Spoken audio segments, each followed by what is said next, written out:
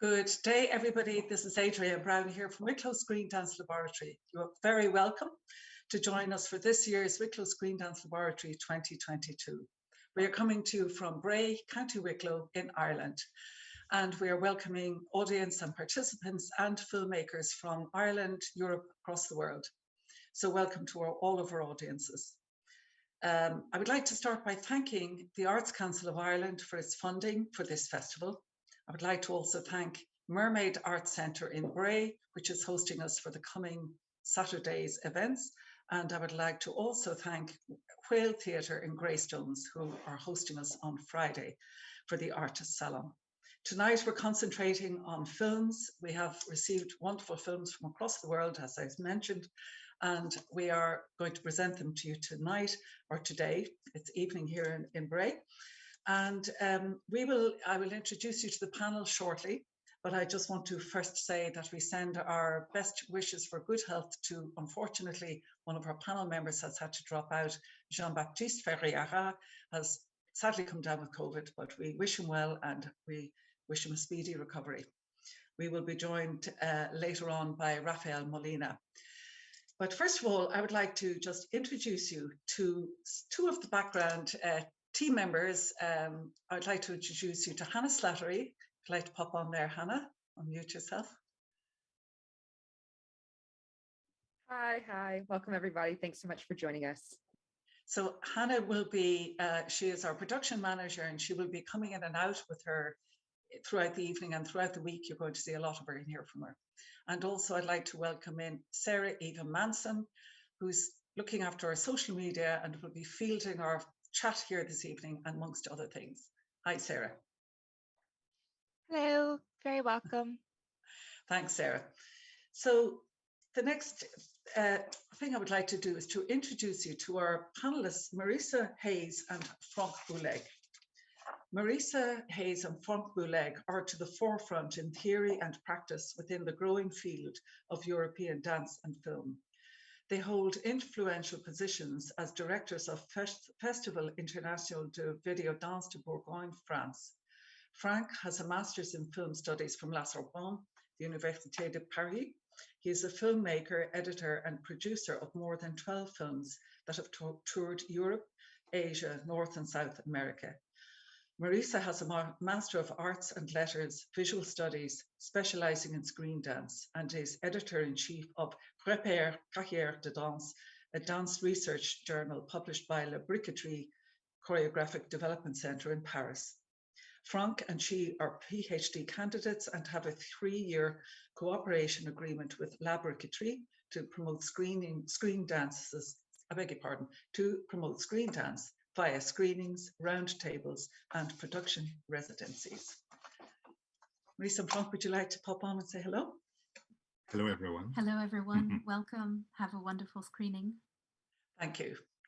So we're just going to move now into our first series of screenings. We have a few films that we are going to show you, and we'll follow it up with a panel discussion.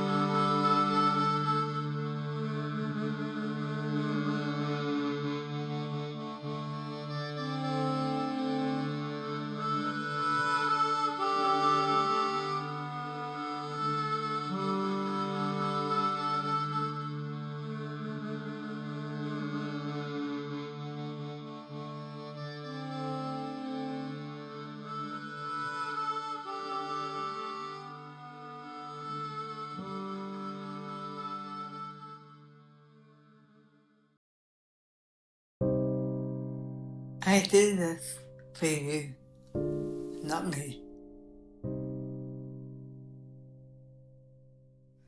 I do this to make you feel comfortable.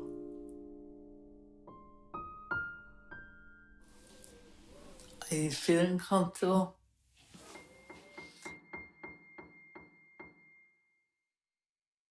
I've spent my life trying to make myself blend in, be more acceptable.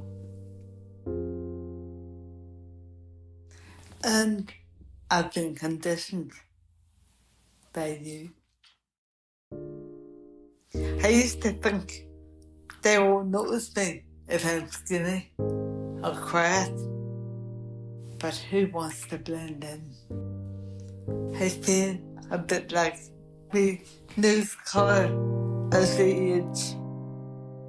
We start out as multicoloured beings full of the colours of the rainbow. But as we get older, it feels like our colour fades. We all start to look the same. It becomes easier to be overlooked, to blend into our surroundings. We begin to disappear. We begin to be forgotten.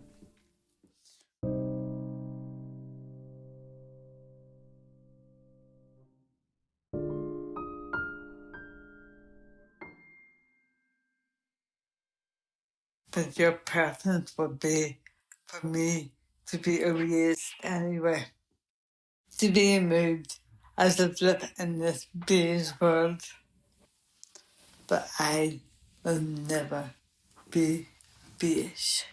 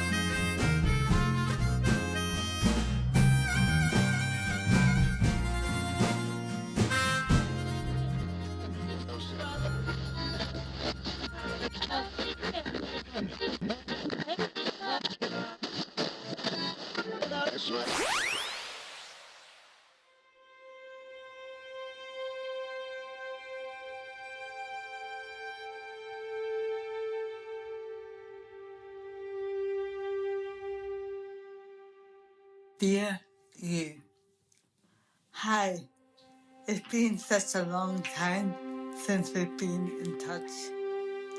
Sorry for ignoring you and pushing you away. Life got in my way. I tried to detach myself from you, but you're still there, still part of my core. I remember how quiet and shy you used to be, always having so many unsaid questions. How you prefer to stay in the background, because attention to you meant stirring, mocking, and ignorance. You used to walk away, go back to where you felt you could just be you.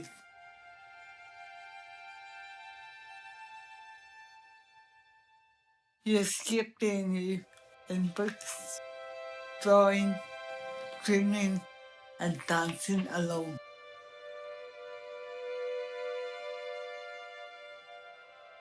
You always loved dancing. You would watch old musicals on TV, and in your head, you could see yourself dancing along with the people on the TV. You asked once if you could go to top lessons, but Mum said no. She couldn't afford the shoes or lessons, so you never asked again. You never asked for anything, really. You knew that there was no point. But as you grew by bit from the quietness, you started to find out who you could be. You laughed, talked, shouted, and danced. You danced so much, then life got in the way. Two wonderful beings came into your life, and they needed you more than anything else. You went quiet again for a while, and you lost yourself for a long time. But you were, and still are, a lot stronger than others realised. You find your voice. Me, Linda. You will always be in me. You help me become me.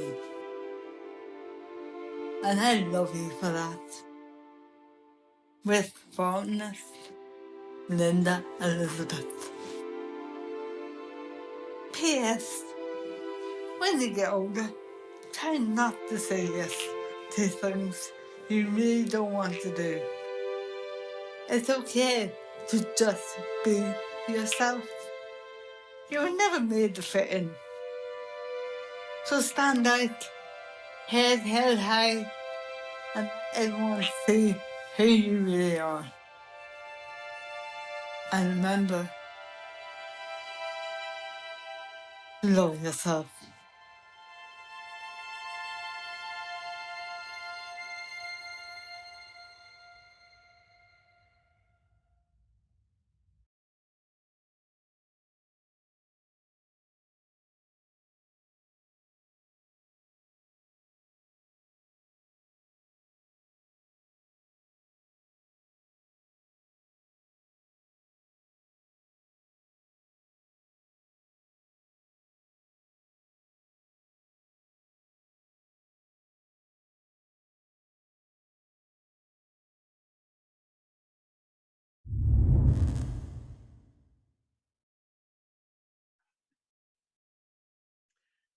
Thank you very much. Apologies for any technical mishaps in that section.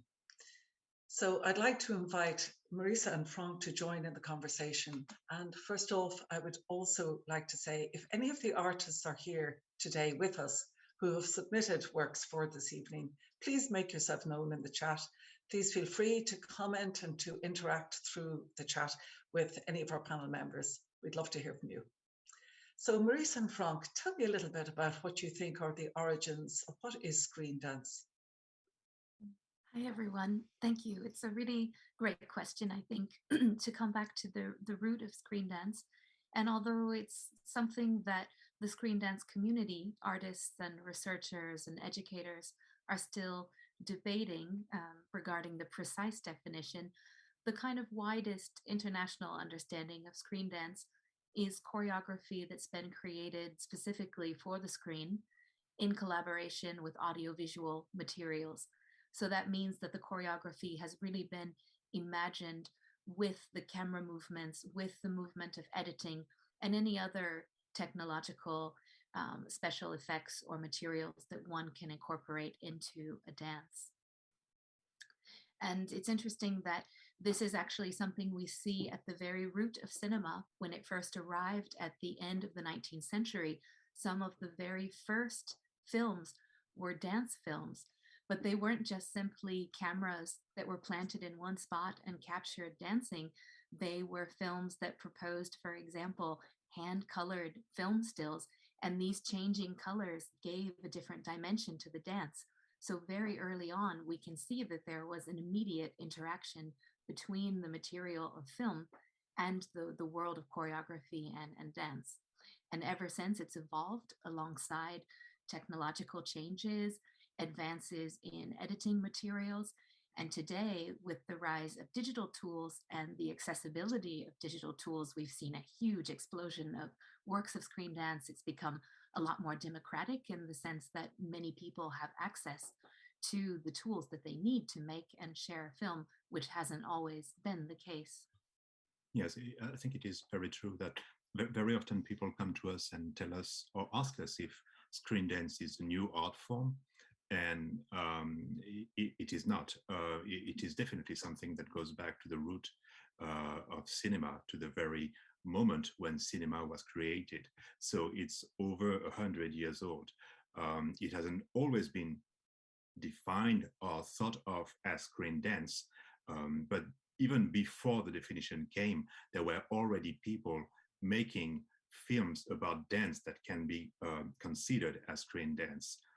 It is true that it's around the 1950s, mid 1940s, that a definition of what we now understand as screen dance was advanced by Maya Deren, a filmmaker from the United States, who is very, very well known within the circles of screen dance. But it is important to remind people that it's actually going back to 1896, that is to say, 1 year after cinema was invented, that already people were making dance films. I mean, we could define more precisely the difference between dance film, screen dance, musical. There's a lot of various forms of dancing for the image or dancing of the image, but let's use screen dance as a way to group them all together for tonight's festival. Yeah, absolutely. And I think that, as you have mentioned, there are terms, there are differing terms that are used for this art form: video performance and video dance and dance on film and so forth. And I think for me, one of the issues that I would use as for my defining issue would be that the protagonist is the moving body or the body of movement, in which case it's not always a body that is moving, but something within the frame is the movement of it is the protagonist, as opposed to what would normally be, not normally, but very commonly with film, is dialogue and plot development and essentially character. We can have all of those things, character and plot development and narrative as well, but it really mostly comes about with the absence of spoken dialogue. Do you have any thoughts on that? Yeah. I think that's quite right, in the sense that screen dance is very diverse in terms of the different approaches that we can see, the different aesthetics and themes that are present. But it's true that I think if there's one thing that unites all of these films, it's the fact that they are driven by movement composition, be that a human body moving behind a camera that wants to transmit a sensation of movement to the audience through the camera, or be it physical human dancing bodies on the screen animated forms on the screen. We have a variety of approaches and materials, but at the same time, the movement composition is at the heart of everything. And it's true that these are not films that are driven by narrative dialogues per se, but really driven by whatever type of movement dialogue can emerge. I think this is what distinguishes screen dance from musicals. In musicals, you have a narrative with a lot of spoken dialogue, a story being told, but in between you have dancing moments. Yes, little 2-3 minutes screen dance moments inside a longer musical.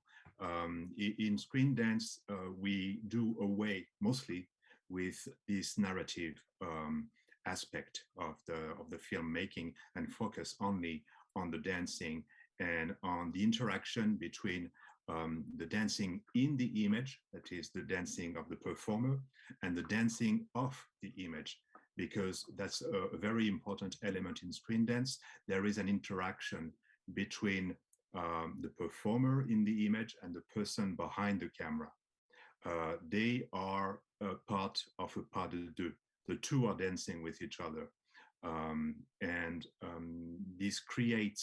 This adds another layer of choreography, of movement to what is being created. Because if you just have a static camera with someone dancing, the person could be doing a lot of efforts. It tends to remain a bit static. But as soon as the camera starts also dancing, starts moving, then you get something much more dynamic. So this is why we always talk of the interaction between the dancing in the image and of the image. Mm. Yes, and I'm also conscious of, in my role, my background as a choreographer, that it is often said that if you capture a dance from stage just to record it with a camera, that it loses some of its dynamic. It's also almost automatic. There's a flattening of the energy of the dance. This is commonly spoken about in sort of the in the kind of the simple recording of dance. However, I've noticed that with screen dance, this does not happen at all, because the interaction with the camera and the moving body, as you say, or the movement, whatever it is that's moving, has a much more intimate and direct and thought out, or as you say, a choreographed camera use. Yeah. I think that the thing is that when you film a performance on stage, you are transforming a three-dimensional form of art into a two-dimensional form of art. Therefore, you have a certain loss of energy. Screen dance is trying to compensate this by having a moving camera, by having an editing process that is going to recreate somehow this feeling of a third dimension that you lose if you just have a static camera filming a three-dimensional performer. Yes. And through the evening in our discussion, we will refer to the films that we have been watching as well. And if we have, as I say, any of the artists who are with us, please to make themselves known to us. But I also am very taken by, and there's much to discuss as the evening goes on, but perhaps just staying with what you spoke about, the evolution of screen dance. Do you see it taking any new direction or changing in any way in the last 5 years, perhaps, or do you have any thoughts about that? Yeah, it's a very interesting question, because on one hand, we continue to see certain themes and motifs that have been present since the beginning of cinema, certain applications or an interest for things that the body can do in film that it might not do on stage. For example, through the use of special effects or the different camera movements such as close-ups, we can focus on one aspect of the body and really dive into the kind of landscape of that body part and explore it choreographically in great detail. Sometimes we even refer to these as micro choreographies, when we really pick up on the details of the skin that we can only really observe in close proximity. And we see that across time, choreographers have been really fascinated with this possibility to really look at questions of distance and intimacy through the camera. We also see certain special effects that recur throughout time in terms of the physical body no longer being tethered to the reality of our gravitational force in real life, and really being able to play with weightlessness in film, to segment the body, to multiply the body thanks to special effects editing. But of course, all of these take on slightly different forms. On one hand, they're sort of universal throughout the history of film, and at the same time, they adapt to new technologies. It's much simpler, for example, to achieve these effects today thanks to digital editing. It used to be quite laborious because of the physical printing process of the film strip, where the body, if you wanted to multiply it, had to be reprinted on the film strip. So that was quite different than the push of a button today in a digital editing program. So on one hand, we see a slight shift in aesthetics, and at the same time, I think there are certain timeless fascinations for choreographers that really explore what film can propose. But I would say, if I may, that if there's one shift today, it's the fact that with digital tools that become much more accessible, we see a lot more amateur practitioners being able to really develop their craft, to really be able to explore artistically choreography for the screen. And I also think that we start to see the representation of certain bodies that we might not necessarily see in a theatrical setting or in the so-called professional milieu. So in a way, there's a certain democratization in terms of the representation of voices and bodies that we see on screen today. And that's been something really, really fascinating to observe over the last 20 years. Whereas in the past, it might have been very established choreographers who were the unique few who could really afford to access working with the filmmaker or accessing camera material, being able to develop the film, which was very costly. Yes, whereas today with a simple smartphone, you can make something absolutely amazing. And I'm not going to say that everyone has a smartphone, but it's a very widespread technology. In the past, only very few people had access to cameras, to good quality cameras. So yes, today, when we teach workshops for teenagers, for instance, it's so easy for them because they've been making films their whole life.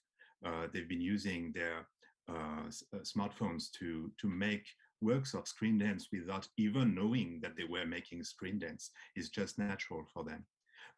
I also wanted to say that I think that the first two films we've just watched give us a very good panorama of what can be done with screen dance, because they go in very different directions. The first one is more abstract.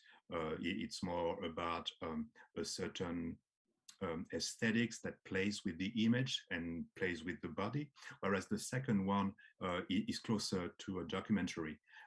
It's about telling the story of someone, and you've got voiceover and you've got narration. Nonetheless, they are both part of the realm of screen dance, and it's very interesting to see how broad this can be. In the first instance, the human body almost disappears at moments. And actually, the last third of the film is pure movement, the movement of grass and plants in the wind, and there is no human body. So it's just the dance of the elements that is being filmed. The second film, on the contrary, is very much about the situation of that lady, and we focus on her personal story. And this is why I'm saying it's closer to documentary.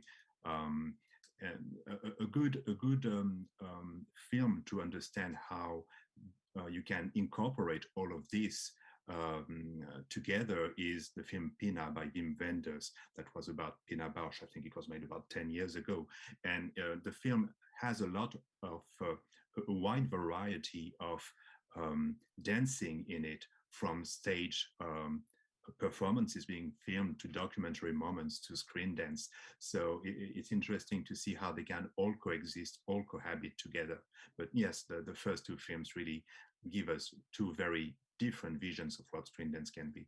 Yes, absolutely. And for me, one of the fascinating things about the submissions that came in were the broad themes. I have sort of packaged them into groups of very broad themes. There are many variations within them, but there was a lot around this, the vanishing body, the body becoming ephemera or becoming part of the landscape, as we saw in the first film. And as you say, in the second film, is very much about that area of activism, which is also I feel very prescient for artists at this time, which again, we may come back and talk about that at a later stage. The whole notion of what the arts are, not just as expression, but as activism. I would just like to make a small little announcement and to give a very hearty welcome to Maite Segura. She is our scholarship recipient from Dance Ireland, and Dance Ireland I also wish to thank very much for their sponsorship of the dance training program happening here this week. And Maite is based in Belfast. I believe she's Mexican, and she's so very welcome. Thank you for being here with us, Maite. Feel free to join in the conversation in any way you wish. And I think for now, we may proceed our way back into the next section of films. So we will speak again later.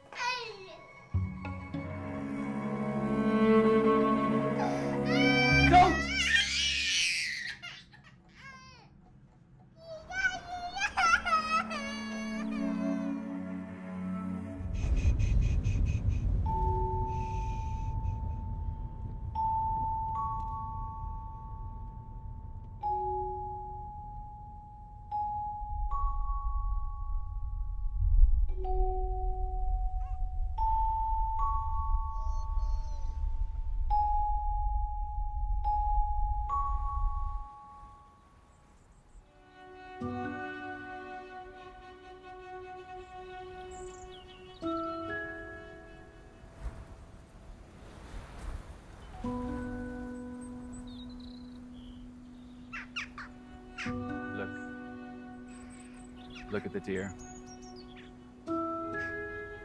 See their antlers? They're shedding their skin to grow new antlers. It's called velvet.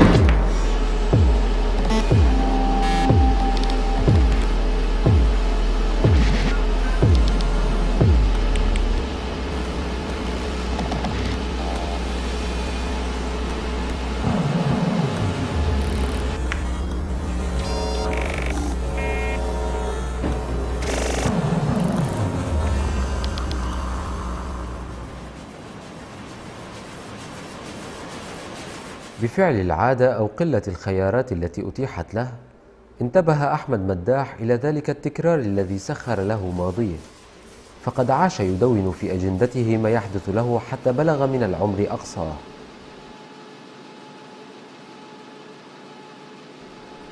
لم يجد سطورا أخرى للمستقبل، ففتح الأجندة من أولها وشطب تباعا المشاهد المتشابهة في حياته عدا واحدا في كل مرة. أصناف الطعام المكررة شطبها عدا واحدا. خط سيره المكرر إلى العمل أبقى منه يوما. عبارات التأنيب لأولاده، أفلام التلفزيون، جمل الترحيب بضيوفه، أرقام التليفون التي اتصل بها، العلامة التي حفرتها على كتفه حقيبة الشغل، مرات ذهابه لمستشفى التأمين لمتابعة مرضه المزمن، حقنة الدواء الأسبوعية، دخوله الحمام، تشجيع ناديه المفضل، إطراءاته غير المبررة لمديره، محتويات كيس البقالة، مرات دخول تذكرته لماكينة المترو، مرات رسوبه في اختبارات معهد التمثيل.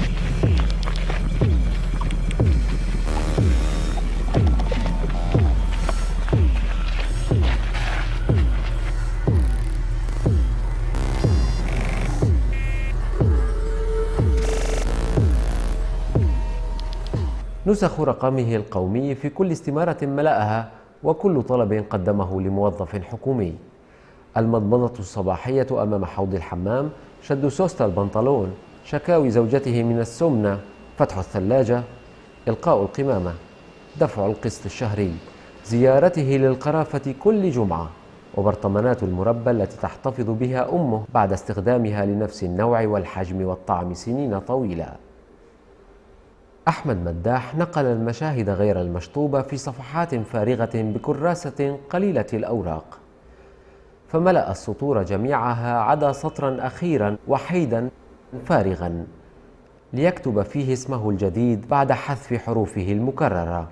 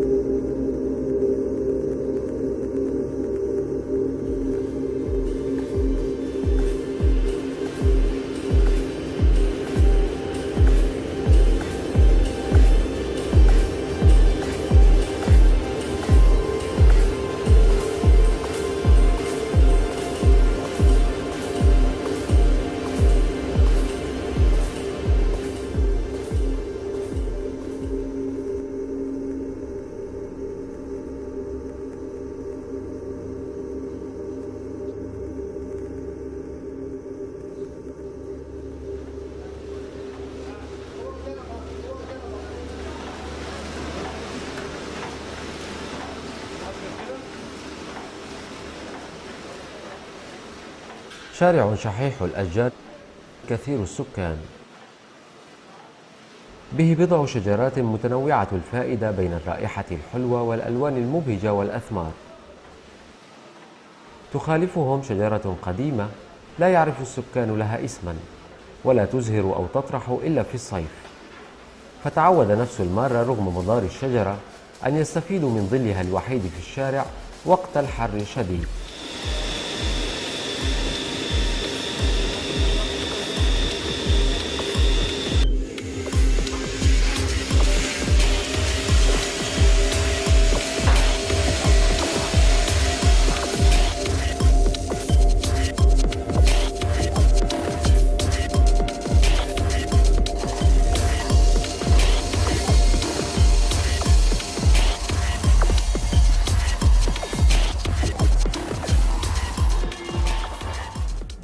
وصارت الشجرة مفيدة أكثر عندما انتقلت للشارع إحدى المصالح الحكومية بموظفيها القادمين من أماكن متفرقة البعد، فيلتمسون الظل والطراوة عندها، ولم تكن لديهم معرفة بأمر ثمارها التي هي على هيئة أحجار تنمو في أطراف غصونها، فإذا ثقل الثمر سقط عليهم وضايقهم، فظنوا أن الفاعل ألقاها من إحدى نوافذ العمارة المطلة على الشجرة، مما دفعهم ليردوا الثمار التي يظنوها أحجاراً، فقذفوها بغيظ على نافذته الزجاجية فتهشمت. علم السكان بالحادث وفكروا في حل لإنهاء المشكلة. فكر نصف السكان الذين تطل الشجرة على نوافذهم في أن الحل يكمن في معالجة 3 أخطاء حدثت. 1. أن المارة الجدد لم يراعوا أن نوافذ العمارة من الزجاج فتجرؤوا بقذف الطوب عليها قبل أن يتأكدوا من الفاعل. 2. أن السكان لم يكلفوا أحدهم برد التهمة إلى فاعلتها وهي الشجرة.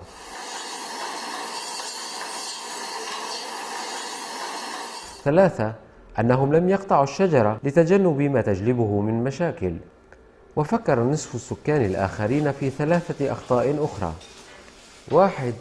أنهم لم ينبهوا المارة الجدد بوجود شجرة تخالف طبيعة الأشجار.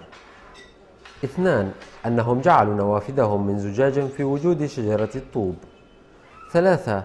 أنهم لم يغفروا لثمارها مقابل ما تمنحهم من ظل مديد.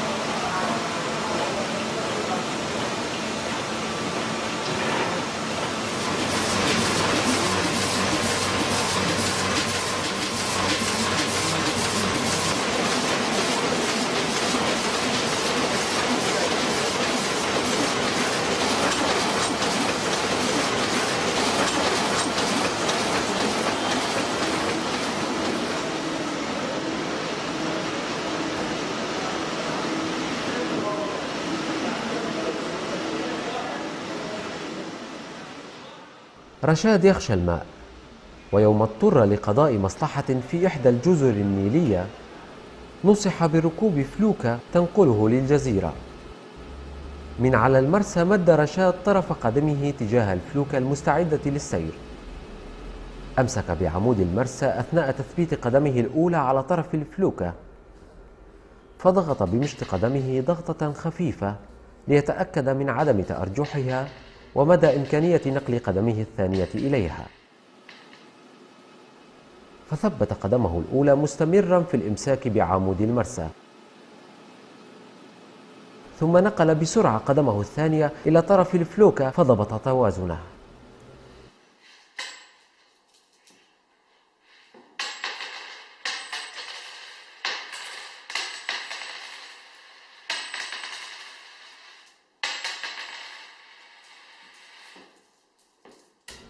في هذه اللحظة تستطيع يداه أن تغادر عمود المرسى. أصبح بكامل جسمه في الفلوكة، فجلس أمام المراكب مبديا سعادته لأنه نجح في العبور إلى الفلوكة بسلام. فاستعاد بذهنه الخطوات مرة أخرى، ضغطة خفيفة بالأولى، ضغطة واثقة بالأولى، ثم نقلة أخيرة سريعة بالثانية. عليه أن يتذكر تلك الخطوات عند الرجوع.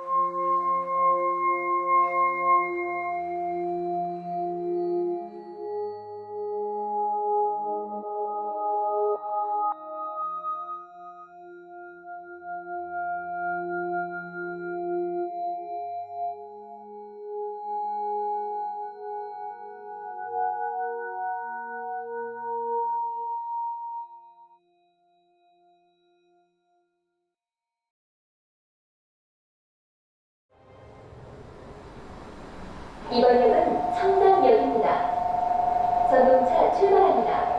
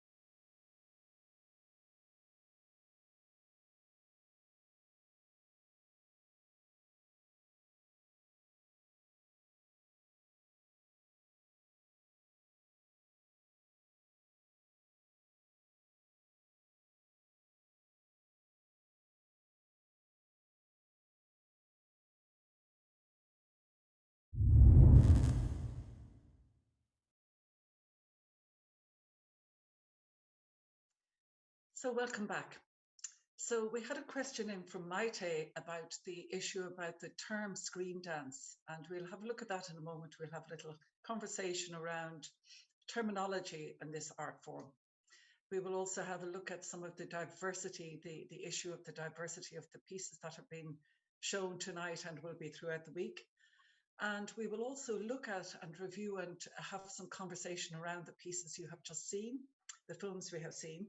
And I really want to encourage people who are watching to feel free to make commentary about the pieces you've seen, with complete respect, of course, that the audience, that the artists are not here present. So we keep the conversation in a very respectful tone, but we're very interested in the art of conversation around the arts. So please feel free to put in any commentary you want into the chat, something you may have noticed, something that interests you, or maybe a question you may have around some of the pieces that you've seen. So I first of all want to introduce our lovely new panel member. This is Raphael Molina. He trained at the Conservatoire National de Région de Saint-Étienne. Raphael Molina studied classical and contemporary dance there, and he worked with companies in residence, including the Ballet Malandin.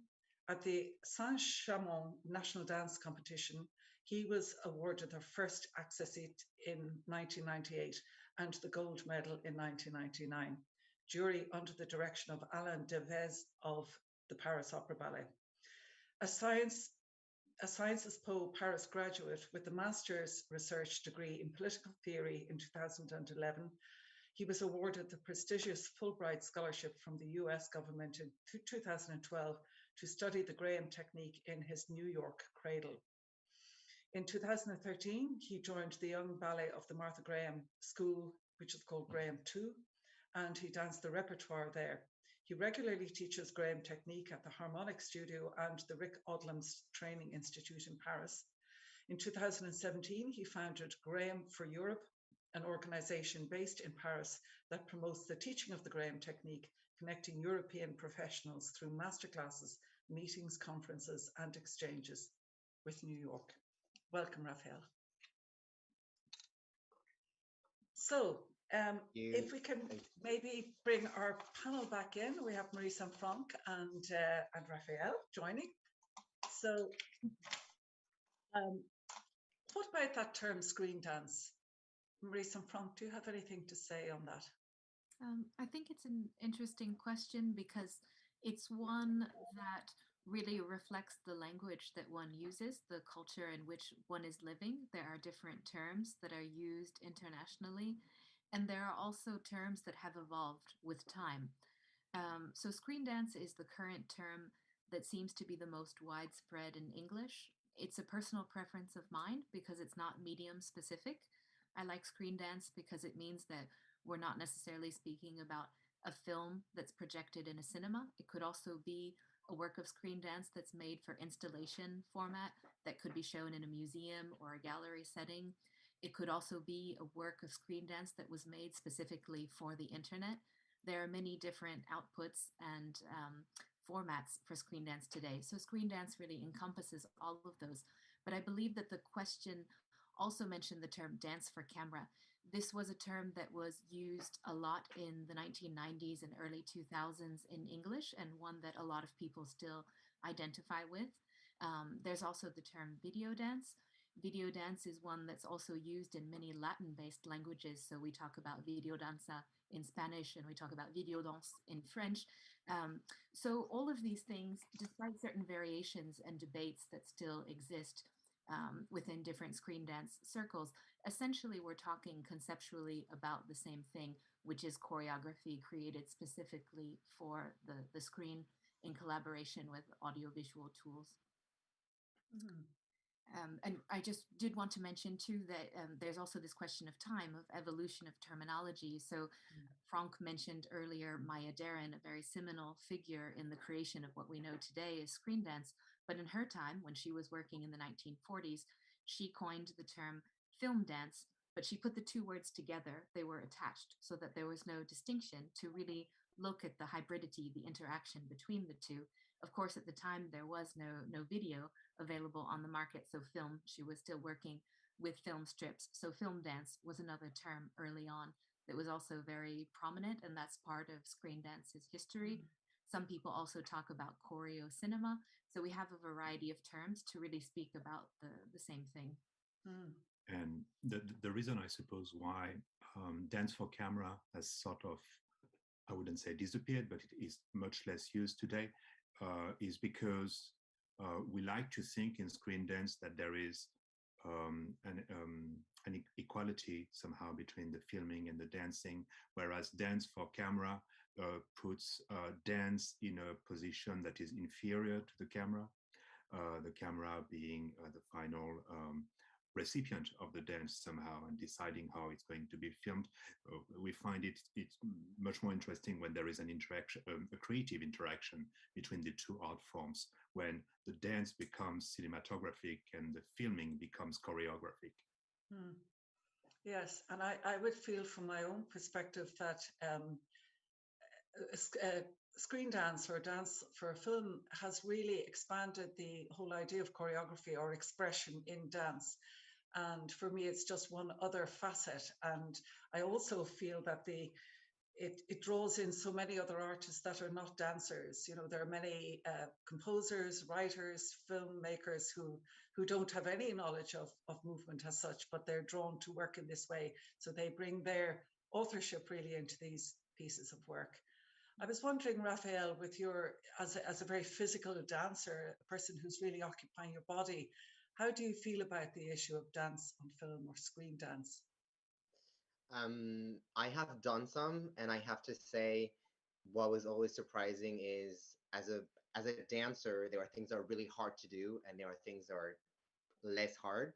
But with screen, it's completely different. Something that you would give your whole life, like your whole that moment, you give everything, and then it's never gonna get chosen, or the final cut, will never incorporate it, because between the concept and then the dancer working and then what actually appears on screen, there's a huge gap.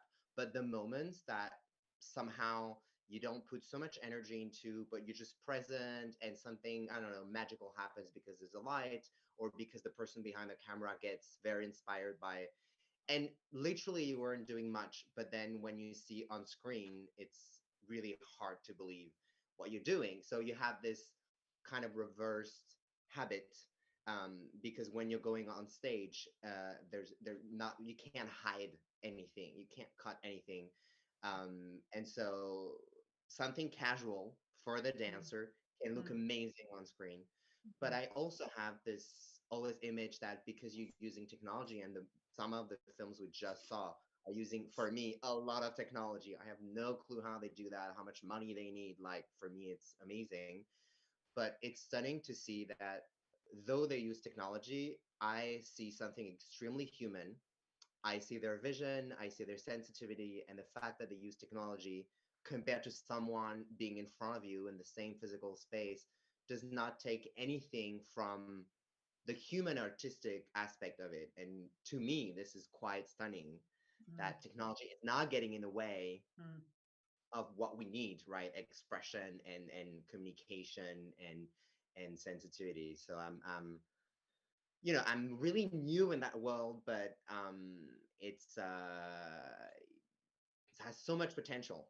Really. It's beautiful. Yeah, that's beautifully said. I like that a lot.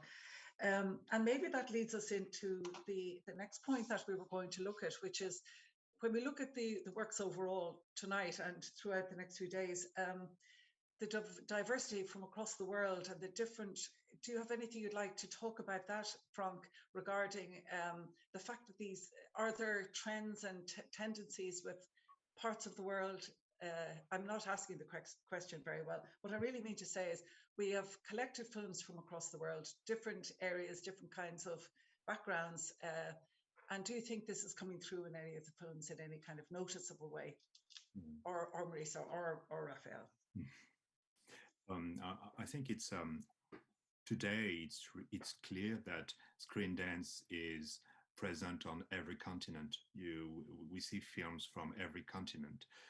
I have to qualify this a little bit by noting that we have less films coming from Africa than from the other continents. And that's because, unfortunately, it still costs a decent amount of money to buy the technology to make screen dance, and people in Africa don't always have access to it. But it's evolving there too. Historically speaking, the two original centers of screen dance, I would argue, were the first two original centers of cinema, that is France and the United States. That's where really the relationship between dance and cinema started. But very fast, that spread to the rest of the Western world, I would argue.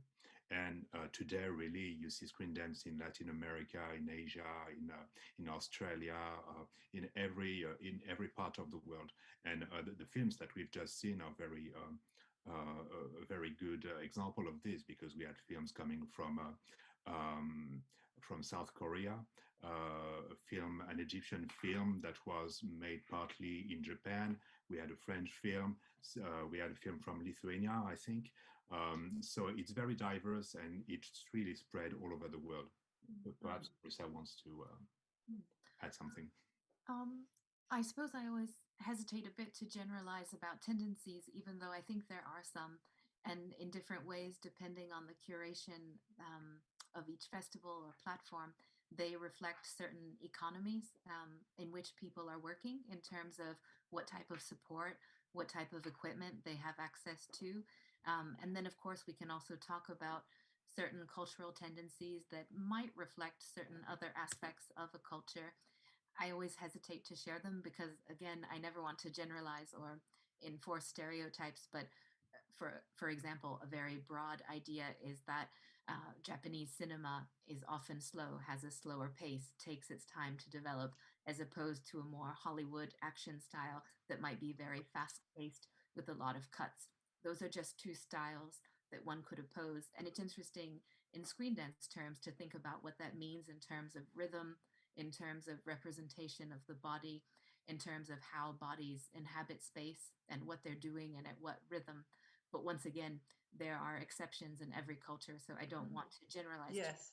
But when we do look at a wide variety of work from different countries, we can start to see certain aspects of the culture that come through, representations of the body, how bodies maneuver space, and what particularities there might exist within that country, just in terms of laws, for example, about what you're allowed to do in public space. Yes, because so true. So much screen dance is site specific. So yeah, there's certain things that we can really learn about. And I know that it's one of the things I love about screen dance. It really provides a window onto the world. We really have access to different styles and approaches to dance and filmmaking and visual culture. And it's very rich. Touring dance companies, of course, are very, very important. But we know that in one evening, most of us don't have the budget to invite 10 different countries to the program. So with the screen dance program, I think we're very lucky that we can really travel. And that's been more important than ever these past few years. So many limitations on the way that we can move in because of the COVID crisis. Yes, indeed. This is something important. I think that dance on stage and screen dance are not opposed. I mean, one doesn't take the place of the other. I mean, they add up. Screen dance proposes something that is slightly different from dance on stage, and they shouldn't be thought of as competing against each other. And many artists work in both mediums. Yes. I would like to just spend a few minutes, if we could, look at some of the films that we saw in this section. So we had two films that have been loosely branched under family, and we had 4 films in the factory urban locations. Would you have anything you'd like to say about any of those films, Raphael or Frank or Marissa? The first film we saw was In Velvet. Because I saw the 2 last ones. The very last one, I identified a lot, and then I realized it's in France, which might be one reason, but also no, but like culturally, that that image of what an office is and how you're supposed to behave in an office, what you're supposed to do, and of course, my whole career was not there, so I have a lot of stereotypes about that. But I think the way it's being deconstructed and played with. I mean, really talked to me. And the other one for me was so futuristic and exciting. And again, even with that, I I felt like the artist was in front of me, the same way I would see someone on stage. Even though it felt like the visual effects are, like I don't even know how it's possible, but that was extremely clear and very delicate, I would say, what the person had to say. Yes, yes. I I would argue that the first two films are closer to narrative cinema. They both tell a story, and you could almost think of the first two films as being screened as the first part of a narrative cinema, of a narrative film. The rest of the program is more abstract and is dealing more with shapes, with movements, with people being put in special situations and playing with this. They're not really telling a story that goes from A to Z as the first two ones. So those are two visions, two very different visions of the possibilities of screen dance that can either take us once again to something that is closer to documentary or a certain vision on the world, and on the other side, something more abstract and more disconnected from our environment. And I think they're two very timeless themes that we see again and again in screen dance. Of course, the theme of the family is something universal, but perhaps what screen dance offers us is a way to reflect on how we live those relationships in the body instead of the way that we talk about these relationships and experiences. Here we can really go into the memory of the body, the physical sensations of what these family relationships represent. And then it's interesting to revisit the urban work environment, which is something that comes up very frequently in screen dance. And I'm always interested in this obsession with filming, particularly in factory industrial spaces. These are spaces that seem very cold and perhaps atypical for us. They don't seem to be places where a living body would go and make art. They're usually places of production that are known for another type of movement, of motion, but one that's usually quite synthetic and not necessarily something we think of as warm and inhabitable by a dancing body. So it's always very interesting to see what dance does in that space. How does it function in collaboration with the movement of machines, or how does a dancing body re-inhabit this space and transform it? It also speaks to where bodies are allowed to go, where art making is allowed to happen. So these are all very, very interesting themes. And I think that each film individually has put its own spin on the question and proposed something different. And I think I'd like to just refer back to something Raphael said, and also something that's been in my mind to a certain extent. So when Raphael talks about when the dancer really tries to put 100% into the fully trained, dynamic, virtuosic movement, it doesn't always work on screen. But when you do the kind of more accidental, not trying so hard movement, it can look really wonderful. And I suppose for me, I'm tracing that back to some of the films we see in this program over these 3 days have very, very trained bodies doing very trained movement. I'm thinking about the first film, for example, the first film this evening. The dancer was clearly a highly trained and very beautiful dancer. We also, I think we saw it in the last film, The Office, rather, I think it was called Office. Very, very clearly timed and choreographed movement done in a very exceptionally clear way. And then we would have other kinds of movers that are less reliant on this kind of exquisite trained body, but yet can, as Raphael was saying, can express such a sensitivity and a kind of a presence that this is part, I feel, of the art of screen dance, that while my first love is the moving body on stage, but I'm very drawn to this other style of expression, which is coming from the human body in presence on stage or on the screen. So I just wanted to make that little point. I think we may just perhaps draw our conversation for now down to a close, and we'll look at the next section of films. Thank you.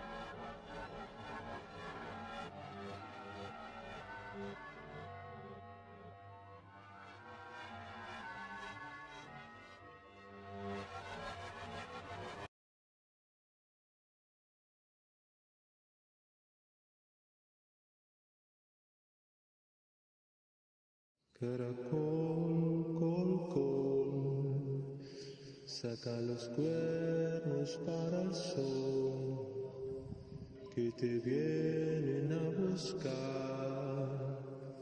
a la orilla de la mar.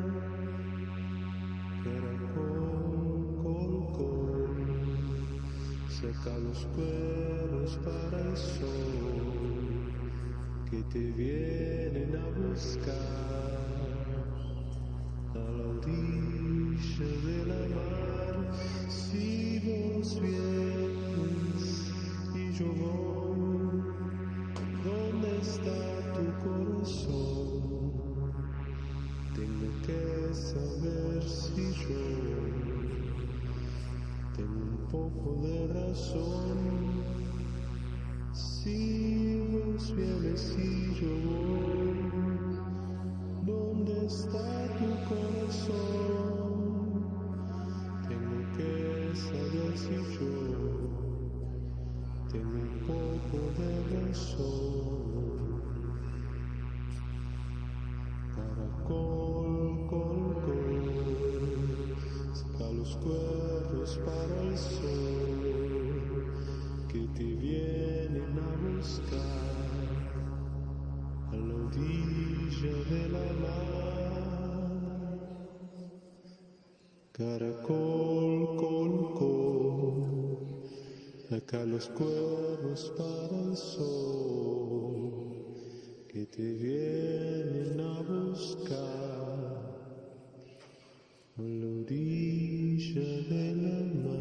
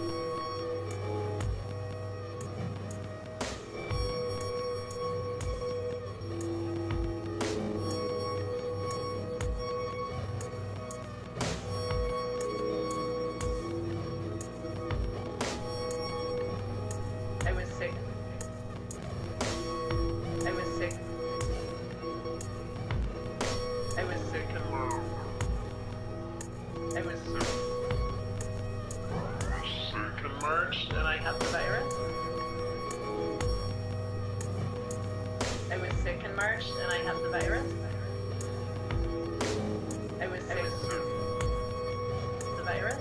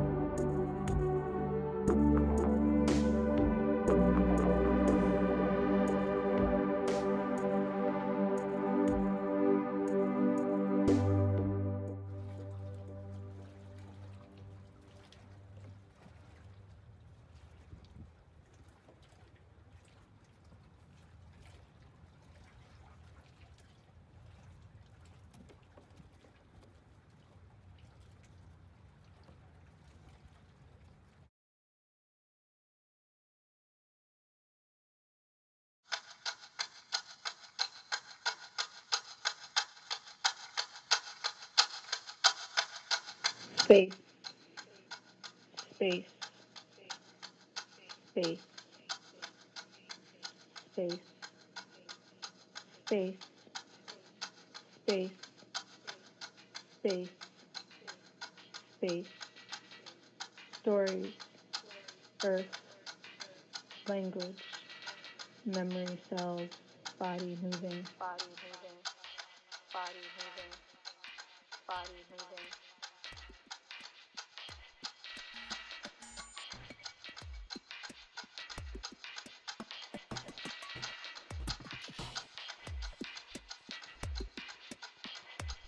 Body moving, body moving, body moving.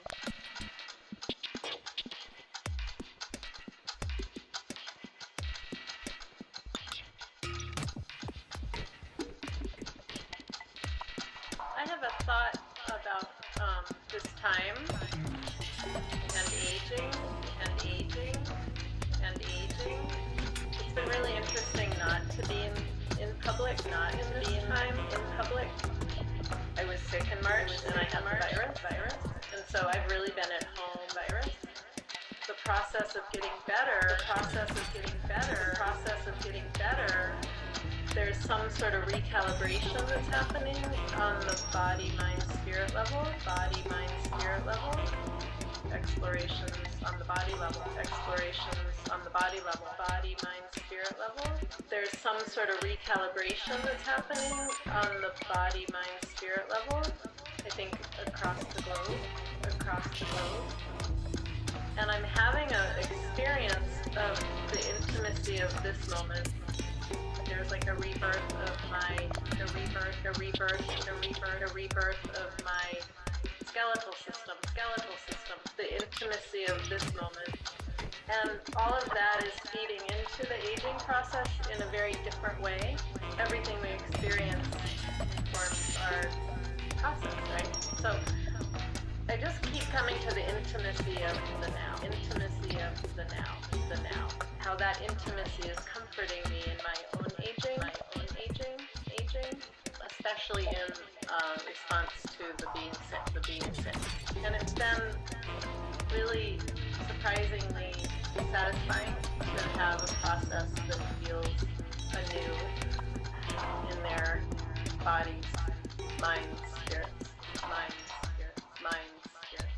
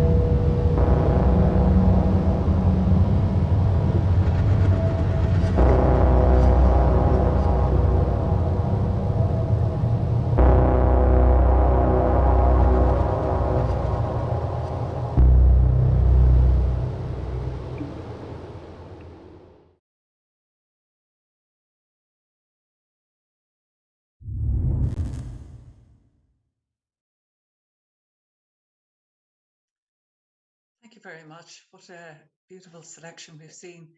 I was wondering if anybody would like to comment on some of the films. Raphael, is there anything you have noticed or anything striking you about what you've seen? Hi. I was watching that. I was really wondering. Sometimes dance is not accessible to everyone, and there are people who would just not go to some theater and you will present things on stage. And I don't know, there are people that you can just feel like they don't belong there. And so because I'm watching this on a screen, on a computer and on it's very easy for me to connect to kind of any of the films I'm watching. Um, and yes, I can watch a lot of different dances, but I'm really wondering what that frame does. I mean, the device you're watching it on, and the fact that we're watching all videos in general, like there are commercials, we go to movies, or so it's the references that you might have for dance that is put on stage. Like for example, it would be labeled like that's ballet, that's contemporary, that's jazz, that's hip hop, that's I don't know, like a musical. And I feel like watching those films, I can't put my I can't have any label in my head. I can't have like, in a way, I feel that it's very accessible and that so many people could just have access to it and watch it and not feel like they don't belong to that world or to. I mean, anyway, yeah, that I really wanted to put that out there, like how much the audience for that can be huge and how accessible I think it is, and how I don't think people would have expectations when they're put in front of a screen and there's dance on the screen. Mm. Um, Very different from what I experience when I perform in theater or when I go to a theater, when I just talk to some people about theaters and watching dance and what kind of dance and where and how. So Mm. yeah, just to say that. I think that's a very, very interesting point. And I think that one of the things I've noticed is that with the advance of the use of technology that so many people have, and the reportage that goes on in the world now, you see it so many times on a news bulletin that whatever is happening, it has been captured on somebody's mobile phone, for example, and it's being transmitted through the news channel. That there is this immediacy of the environment to the people who are using their phones and also creating with their gadgets and devices. So I think that's really very, very true. And I think it does make the art form very, very relatable. Maurice and Frank, I wondered if you had any comments about any of the films or any of this. Yeah, no, yeah, I do agree. I mean, screens are omnipresent in our world. Everyone, whether they are young or older, have always been in front of a screen at one point, or actually several times per day. People watch their smartphones or television or go to the cinema. So we are really used to this form of discourse. It's become second nature, I think, for a lot of us to relate to the world via screens, whereas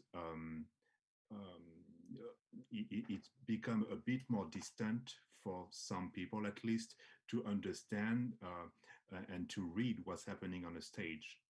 It's less common for most people to go see a show live. And once again, I'm not making a hierarchy here. I'm just looking at the how many times per day we look at a screen and how many times per week we go to see something live. And I think that might explain why some people might have some difficulties sometimes when they have to understand what's happening on a stage, whereas when it's happening on a screen, it's self-evident, I suppose, for them. And I think that short screen dance programs like this one allow people, let's say that there's a little something for everyone. I think when there are short films involved, it's less intimidating. You don't feel that you're going to be stuck for an hour and a half with an abstract piece that perhaps you don't relate to, because if there's something you don't care for, and inevitably we all have different tastes, so there will be films that some people appreciate more than others, but it's going to move on to something completely different. And this diversity is, for me, one of the main aspects of the richness of screen dance, the diversity of styles from everyday movements to very established historic forms of dance. We have a bit of everything. It's very international. We also see bodies that might not necessarily be featured in stage dance, particularly Western stage dance. So I think this is also something relatable to people. I think the importance of place is also incredibly important in screen dance. And this relationship to nature and architecture may also be very relatable to certain members of the public. Mm. And I see a comment coming in here from Maite saying it's so true that the media makes a difference in how to prescribe the material. In screen dance, we don't have control of how the dance is perceived. Yes. And just looking at if there are any comments regarding any of the films that you've seen, or even the ones for the next section. I know, Maurice and Frank, you may have had a look at some of these. You might have some commentary or perhaps not. Of course, yeah. Well, I think one of the other things that's interesting, maybe the other side of the coin, when I speak about certain bodies and accessibility in screen dance, there's also a certain aesthetic and thematic interest in transcending the physical body, of tethered to the reality of gravity, to our relationship to physical space, which can be conducted in collaboration with technological elements such as editing software. And we really saw that a lot, in particular with two of the recent films. The first film of the program, the black and white film, The Internal Battle Cry, where we see an editing technique that allows you to multiply the body. So this same body becomes almost an army of one, a corps de ballet, but one that has been made from a single body. And this is very interesting. Some people today are talking about, with all of the technology that surrounds us, is one body enough? We often feel that we are so displaced that we are functioning in multiple locations, that we see this a lot in screen dance, with the capacity for the body to be in multiple places at once, to be doing multiple things at once. And yet, I mean, I always come back to this, but I would argue that there are no bodies in screen dance, that it is in the end nothing but dots and lines and colors. So it's interesting to see that it's both a multiplication and a reincarnation of the body, but at the same time, it is basically painting on a two-dimensional screen. Yeah. And this becomes really apparent in the second film, Visitors' Intimacy of the Now, because in this film we observe an editing technique.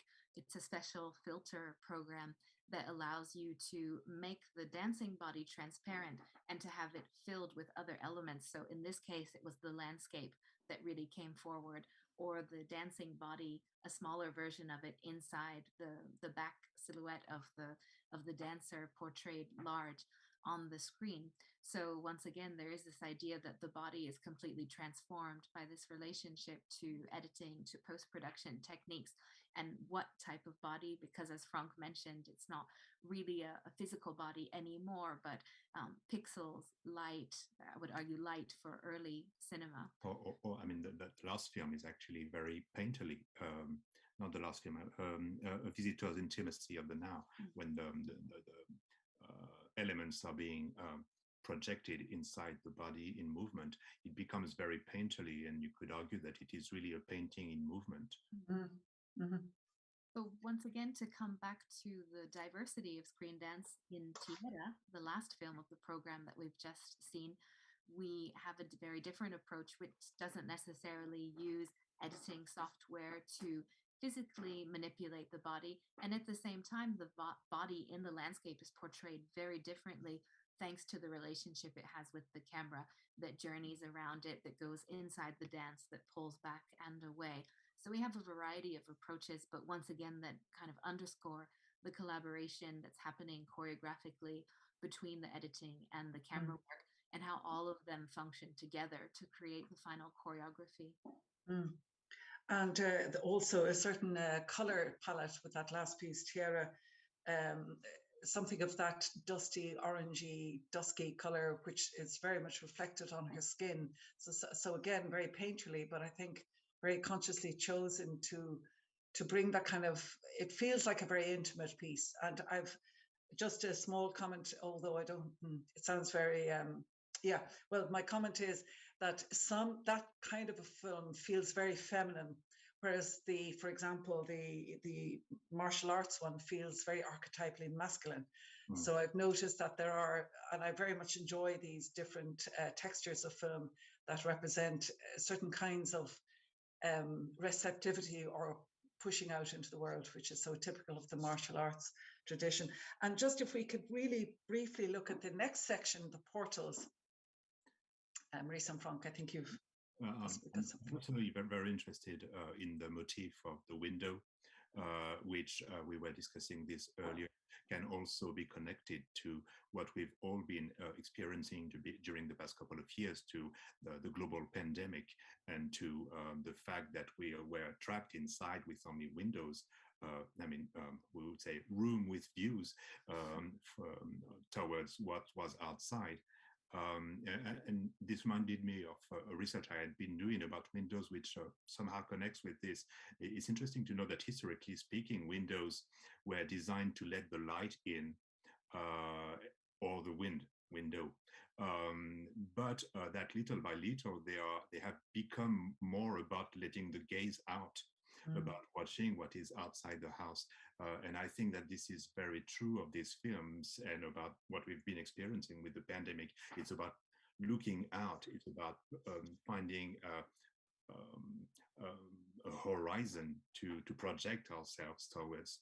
And you can feel this in relationship with screen dance in a sense, because it's also a window on the world that screen dance gives us by taking us to places where we couldn't go physically ourselves. Yeah.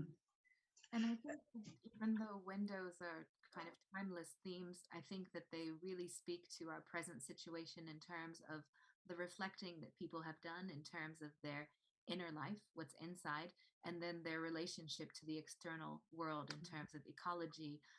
What is our responsibility towards the environment? How did our relationship to the environment function in terms of what happened with this pandemic outbreak? So it's always interesting, this juxtaposition between outside and inside, and how in a lot of these films it's really being used as a metaphor to kind of make an internal landscape visible, to render visible. Lovely. And Raphael, do you have anything you wanted to add into this part of the conversation? Yeah, Not wanting to put you on the spot in any way, but just I mean, for the people who are doing those films, because yes, they filmed at some point, yes, they edited at some point, then it's done, and then it goes out to the world. And it's true that they don't know who's going to receive it, they don't know who's going to watch it, they don't know where the people are going to watch it, they don't know when, etc.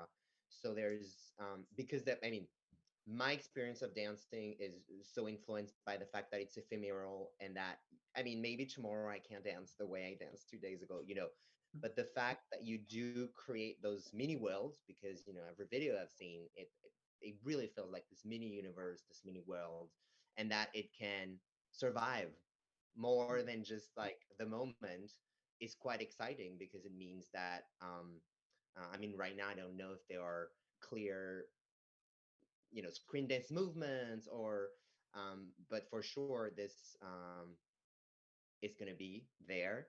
And then maybe when I said there aren't references yet, when I can label in a easier way what's been put on stage, maybe at some point it will also be too labeled or so. Yeah, it's interesting to see where this is all going to go. Yes, it somehow hasn't quite found its language, or not its language, but its classification. It feels like that's one of the reasons I'm loving it myself, as a rather late arrival into the world of screen dance, I must confess. But I feel that it has that sense of it's so alive that I don't know, as you say, I don't quite know what I'm looking at. I just know I can respond, and the response is very instant, very immediate, and very guttural. So that feels like a good place to be, I must say. I think we will finish our conversation here for now, and we're going to look at the last section of films, which is portals. Thank you.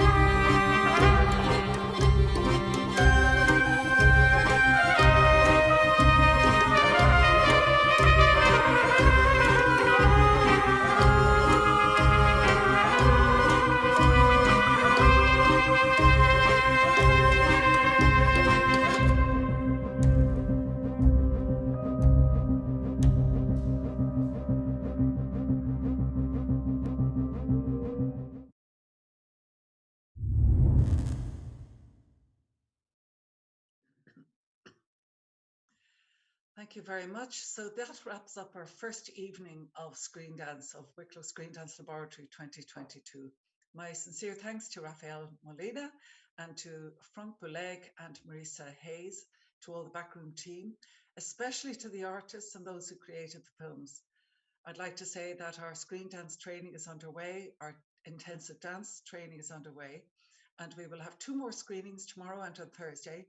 And then we will have our artist salon on Friday, which will show live dance.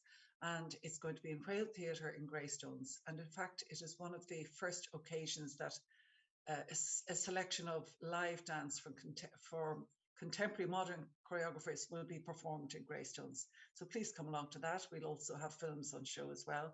And then we have our final day of an invited artist platform for 2 very, very special screen dance artists on Saturday at 2 o'clock in Mermaid Arts Centre. And then finally, we finish up with the Martha Graham Dance Company on film in Mermaid on Saturday night.